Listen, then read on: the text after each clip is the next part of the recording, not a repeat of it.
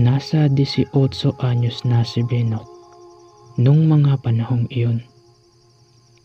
Panganay si Benok sa 6 na magkakapatid. At ayon sa kanya, mga bata pa lang sila nang iniwan sila ng kanilang ilaw ng tahanan. Sumama ito sa ibang lalaki.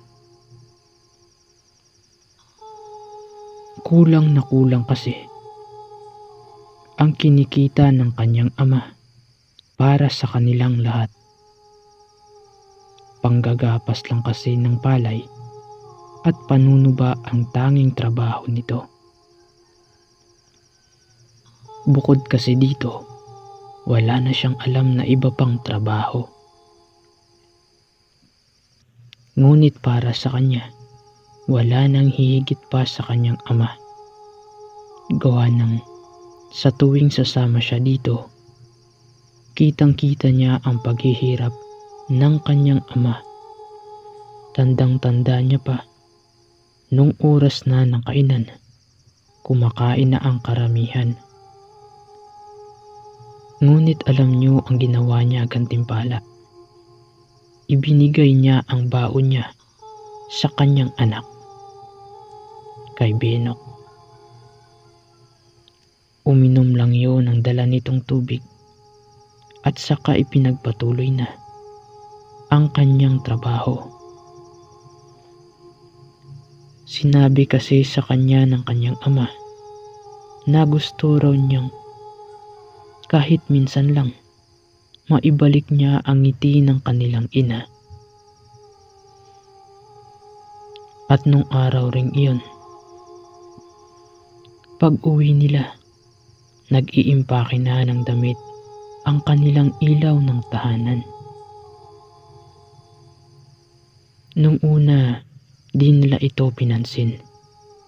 Ang buong akala kasi nila, magbabakasyon lang ito. Agad namang ipinakita ng kanyang ama ang pasa nitong isang sakong palay na pinaghirapan niya.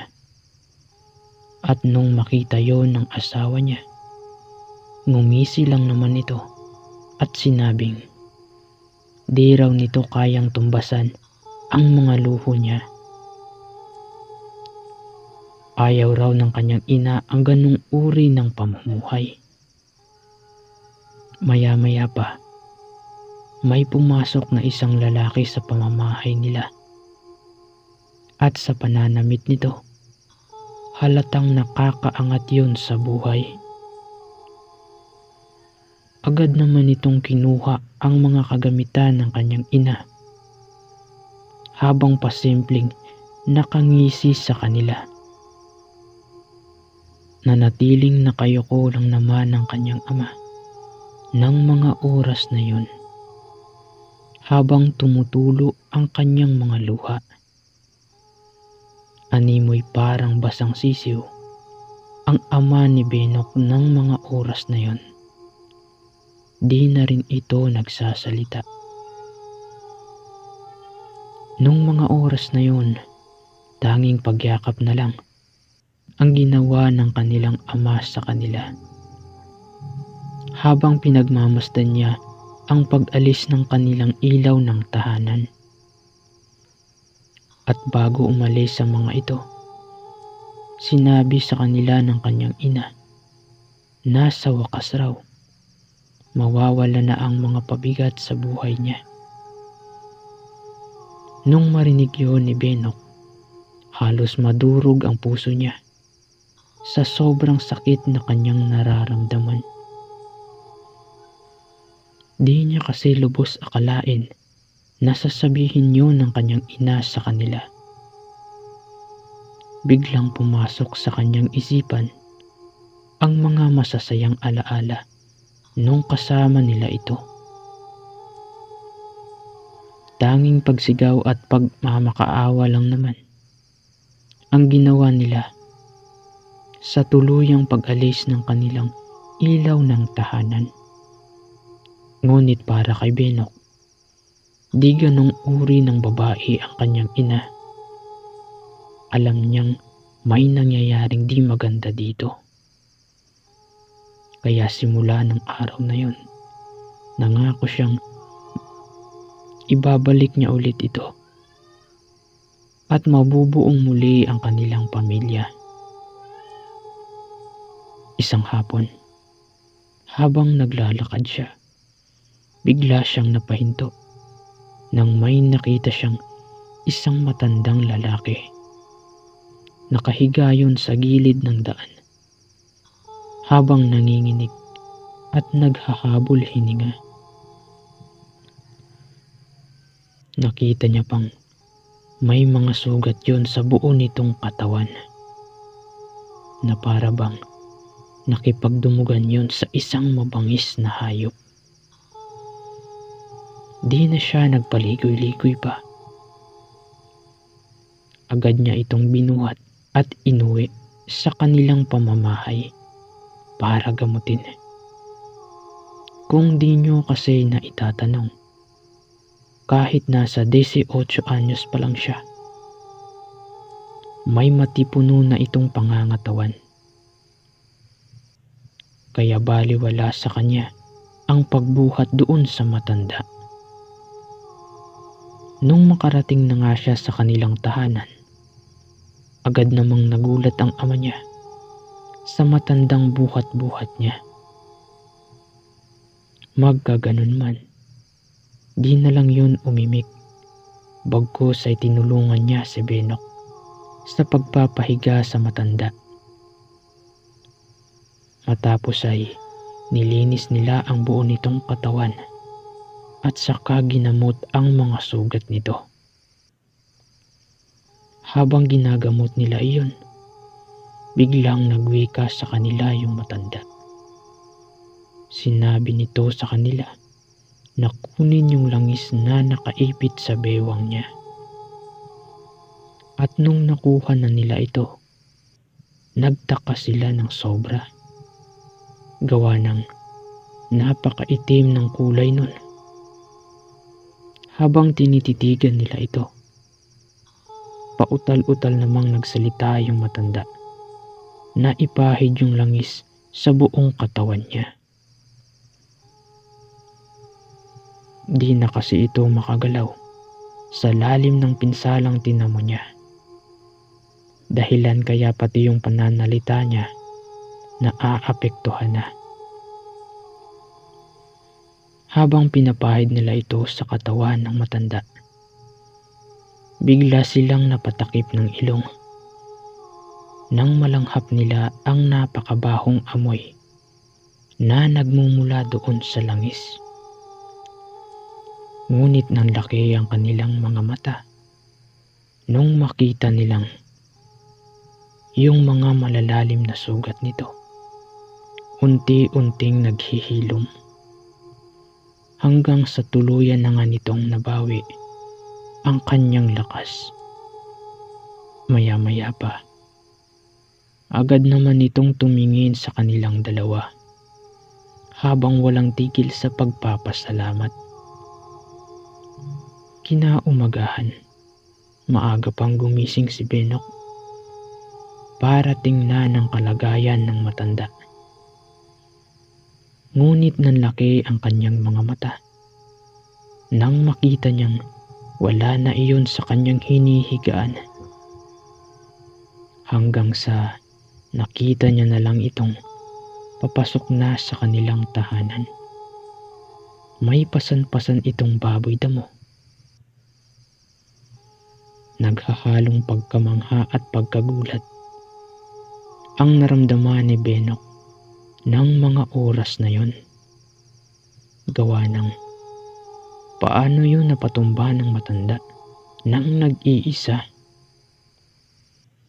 Isa pa, pasan-pasan niya lang ito na para bang di nito iniinda ang bigat na dala-dala niya.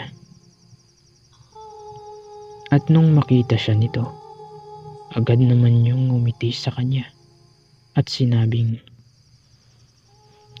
wala na raw silang poproblemahin sa kanilang pang-ulam. At nung makita yon ng kanyang ama, Di naman yun nag-atubiling tulungan yung matanda. Sa kanyang pasan-pasan, panay naman ang pagngiti ng matanda habang nag-uwi ka ng magmula sa araw na yun. Magiging kasangganan nila ito sa bawat hirap na kanilang susuungin. Sinabi rin ito na kung di siya ginamot ng mga ito, malamang raw patay na siya. Isang gabi, habang kumakain sila, napatanong yung matanda kung nasaan ang kanilang ina. At nung marinig nila ang sinabi nito, bigla namang namuo ang lungkot sa kanilang pagmumukha. Nagsimula na ring umiyak yung mga kapatid niya. Sinabi naman ni Benok na sumama iyon sa ibang lalaki. Sinabi niya rin na dati raw, di naman ganoon ang pag-uugali ng kanyang ina. Napaka mapagmahal nito pagdating sa kanila. Sinabi niya rin na ang ina nila ang nagbibigay sa kanila ng lakas para malampasan ang bawat hamon sa buhay. Maya-maya pa, nung marinig ng matanda ang mga sinabi nila, biglang naging seryoso ang pagmumukha nito. Nagpakilala ito sa kanila. Naitago na lang natin sa pangalang Indo. Si Lolo Indo ay mahinahon na nagtanong sa kanila kung gusto pa ba nilang makasama ang kanilang ina. Sinabi naman ng mga ito na gustong gusto nila, lalo na ang makita nila ang mga ngiti ng kanilang ama na matagal nang di nila nakita. Muli, humingi si Lolo Indo ng isang damit na pagmamay-ari ng kanyang ina. At nung ibinigay ito ni Benok sa kanya, inamoy niya ito ng isang beses. Maya-maya pa, nakita nilang naninilaw na ang mga mata ni Lolo Indo. Nagbago na rin ang tono ng boses nito. At sinabing bukas na bukas raw, muli na nilang makakasama ang inang matagal nang nawalay sa kanila. At nang lumabas si Lolo Indo sa kanilang tahanan, bigla itong nagpalit ng anyo. Tinubuan niyo ng malalapad na pakpak at mabilis na lumipad. Di nila alam kung totoo ba ang mga nakikita ng kanilang mga mata. Pero nung sinapak siya ng kanyang ama, totoo ngang hindi siya nananaginip. Di sila nakatulog ng buong magdamag. Tanging ang mga kapatid niya lang ang pinatulog ng kanyang ama. Hanggang sa sumapit na ang bukang liwayway. Maya-maya pa, naririnig niya na ang boses ni Lolo Indo na tinatawag sila nito. Dali-dali namang ginising ni Benok ang mga kapatid niya at mabilis ang lumabas ng kanilang pamamahay. Muling bumagsak ang mga namumuong luha sa mga mata ni Benok nang masilayan niya ang kanyang ina. Dali-dali naman sila nitong niyakap habang humahagulgol sa pag-iyak.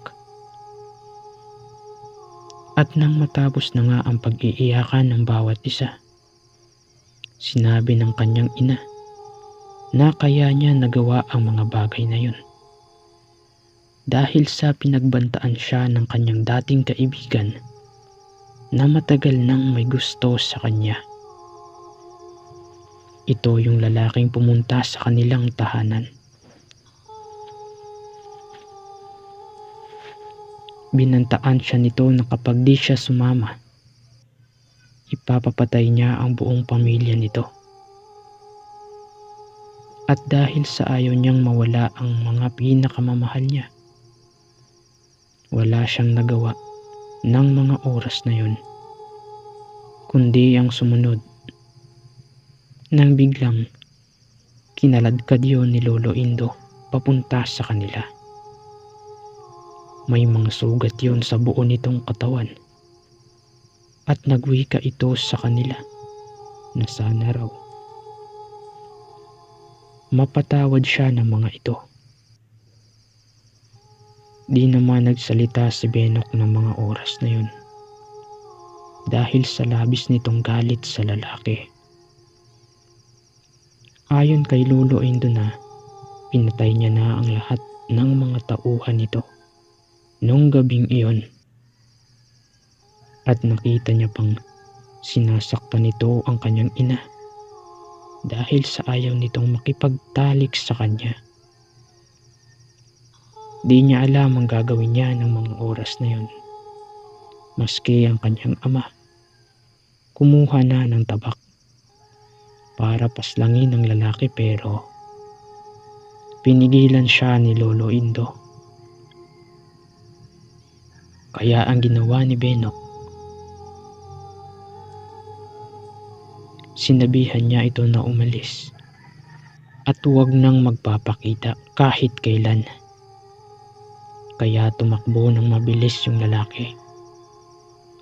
Akala niya makakaligtas na siya sa kamatayan, pero nang gabing iyon, kinain siya ni Lolo Indo at ikinalat ang mga dugo nito sa buong pamamahay niya. Ayon sa kanya na nararapat lang iyon sa mga taong may masasamang budhi. Kaya simula nun, naging masaya na ulit ang pamumuhay nila Benok kasama si Lolo Indo. Di na rin sila gaanong hirap nun gawa ng sa tuwing may daladalang karne ng hayop sa gubat si Lolo Indo, ibinibenta naman ito ni Benok. Lubos pa ang tuwang kanyang naramdaman, maski kasi sa paglalako ng karne, sinasamahan siya nito. Kahit alam nilang may lahing aswang ito, itinuring nila itong parte ng kanilang pamilya. Kaya sa bawat araw na kasama nila ito, naging masaya ang kanilang pamumuhay.